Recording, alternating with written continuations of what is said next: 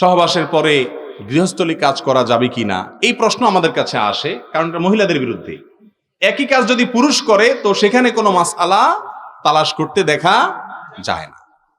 ভাইরা আমার, ইমাম সাহেবদের ভুল ত্রুটি হলে সেটা অবশ্যই ধরিয়ে দিতে হবে, কারণ ইমামের ভুল হলে শত শত লোক তার অনুসরণ করে বিভ্রান্ত হবে। কিন্তু ইমাম সাহেবদের পেছনে অযাচিতভাবে খোঁচাখুচি করা যাবে না। ভাই, প্রশ্নকর্তা যিনি প্রশ্ন করেছেন হয়তো তার উদ্দেশ্য ভালো ছিল, ইমাম সাহেবের বয়স ৪৫, এখনো বিয়ে করে নাই, তার পেছনে নামাজ পড়া যাবে কিনা। আমার প্রশ্ন হলো, কোন মুক্তাদি সাহেব, কোন মুসল্লি সাহেব যদি বিয়ে না করেন আর বয়স ৪৫ হয়, তার নামাজ হবে কিনা? কি বলেন আপনারা? নামাজ হবে কি হবে না? তো এই প্রশ্ন কেন করেন না যে মুসল্লির নামাজটা হবে কিনা?